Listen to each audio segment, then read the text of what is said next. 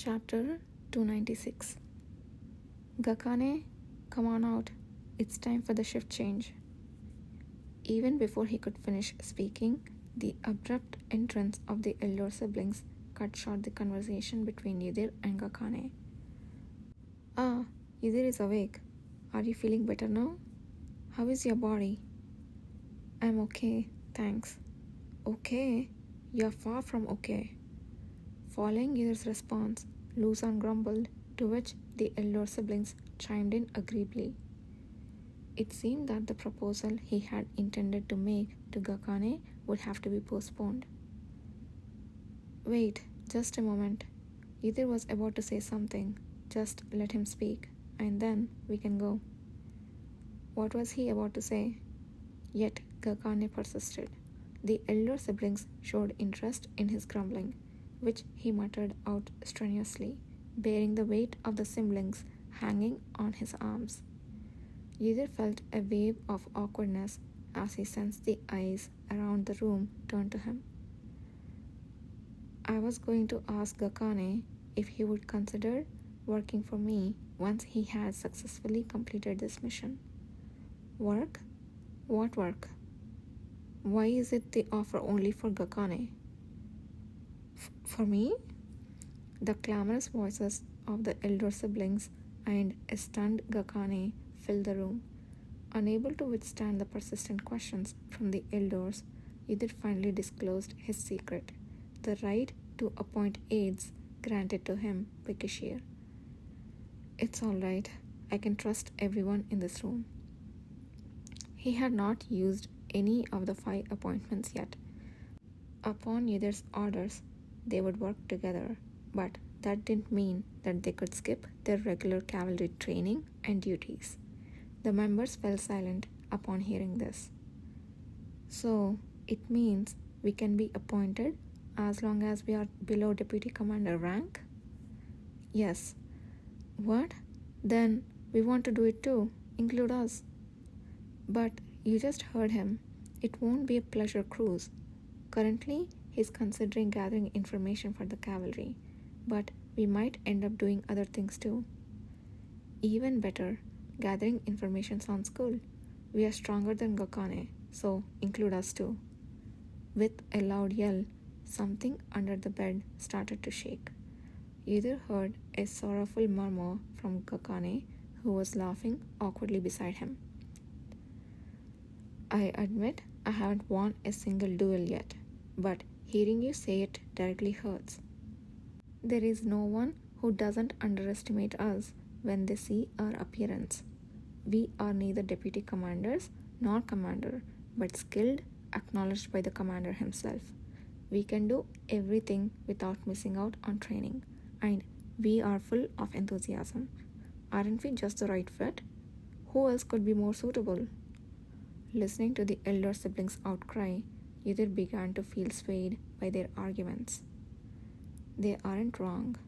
Enthusiasm is important, whatever the task. It could be better to include someone who knows Yudir well and wants to work with him, rather than forcing someone who doesn't want to do it. All right, if you're so insistent, I'll consider it. Let's see how well you perform your duties in the West first. Great. The elder siblings seemed satisfied with the same conditions as Gakane. Gakane, what about you?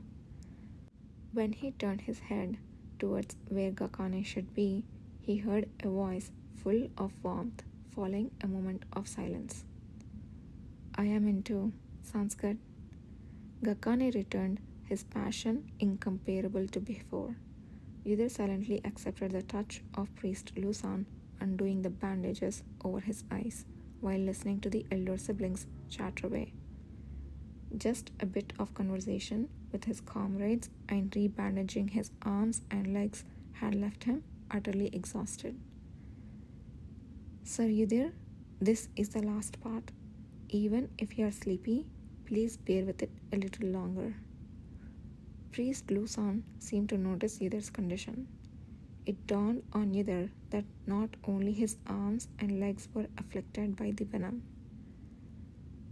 Are the other parts not needed to be rebandaged? Yes, since you had it changed last night, um, it's all unwrapped now. Would you like to open your eyes? Something tugged at his nerves, but either followed the command and exerted force on his closed eyelids. A dizzying pain spread, and something faintly wavered in the darkness. No matter how many times he blinked, the dark spots blurring his vision remained unaltered. How does it feel?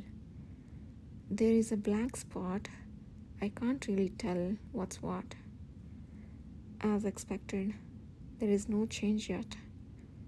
With a sigh, Lusan applied medicine over his eyes and wrapped them in a new bandage. The black spot is the venom seeping into your eyes. It seems it wasn't good that you kept your eyes open after the venom overtook you. Until then, he hadn't really considered it was a great inconvenience. But as his vision darkened again, he remembered the touch of the round candy rolling in his hand. He either reached out to touch his clothes, but naturally his pockets were empty. What are you looking for? By any chance, wasn't there something in my clothes when I came back here? He asked, thinking that even though they had changed his clothes for treatment, if they had found something in his pocket, they might have taken it out. However, Lusan responded that he didn't know. I was too out of it to notice. Ah, the clothes soaked with the fluids were changed by the commander. Should I ask? If you tell me what you're looking for. No, it's nothing. It wasn't anything important. Either closed his mouth immediately. However, he could not suppress the question burning within him and eventually let out another remark. Did the commander really change my clothes? Yes, it was really amazing. Lusan responded nonchalantly, gently wiping Either's neck and cheeks with a wet towel. I actually thought it was amazing that such individuals know how to change their own clothes.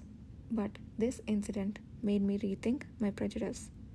If they hadn't been by my side the whole time, I don't know how I could have recovered so quickly. Listening to Lusan's words, Yudhir's breathing gradually heated up. He could clearly feel a fever coming in.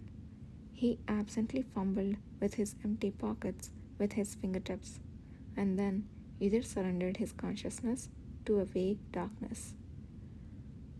His dream was terribly messy. Everything was jumbled, and he remembered nothing. But even after waking up, it took a while for him to regain his senses. Yudhir groaned at the splitting headache and gasped for breath. It was too cold. It felt as if his body was filled with cold ice shards that were shaking him from the inside. He wanted to scrape out the ice filling him, but his hand wouldn't move as he wanted. It was only after several failed attempts to move his arm while curled up that he finally regained full consciousness. Struggling to steady his labored breathing, Yudhir tried to grip his hand. Fumbling and trembling a few times, he finally recognized the large hand clenched immobile between his fingers. There was no one with such large hands. Late to arrive, the faint but familiar musky scent made his heart pound in an instant. Commander? His dreadfully hoarse voice slowly seeped out. Only then did the fingers that had been tightly squeezing Yudhir's hand slip away. What is this? I had no choice when you tried to tear off the bandage I had wrapped. A voice, lower than usual, came in response. It seems you had another nightmare. I bought some food. Can you swallow it?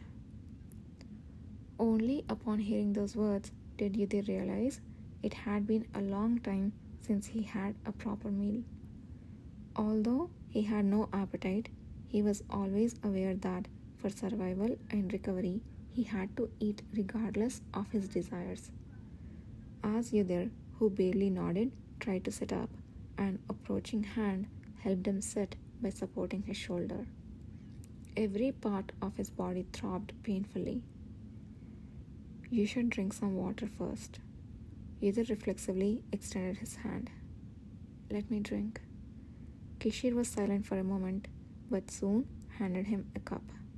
However, Yudhir could not overcome the weight of the cup, even before bringing it to his lips, and dropped it.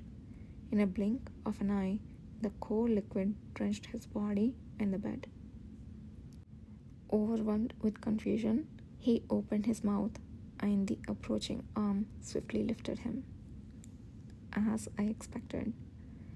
At words that seemed to anticipate him dropping the water cup, Yudhir turned his head, a cold wind-like chuckle brushing against his cheek. What do you mean by as expected? If I had said that you wouldn't even have the strength to hold a spoon, my assistant would have definitely disagreed. So, you gave me water first? Since I had to reapply the medicine and change the bedding anyway, I thought I would kill two birds with one stone. Holding Yudhir, Kishir headed somewhere. As he sat down, the faint scent of food tickled Yudhir's nose. It was then that he realized that Kishir had never intended for him to eat in bed. Yudhir was flabbergasted, but at the same time, a small ache throbbed in his chest again. Please put me down now. I can at least sit on my own. Normally, when a person with several broken ribs say such a thing, we discourage them.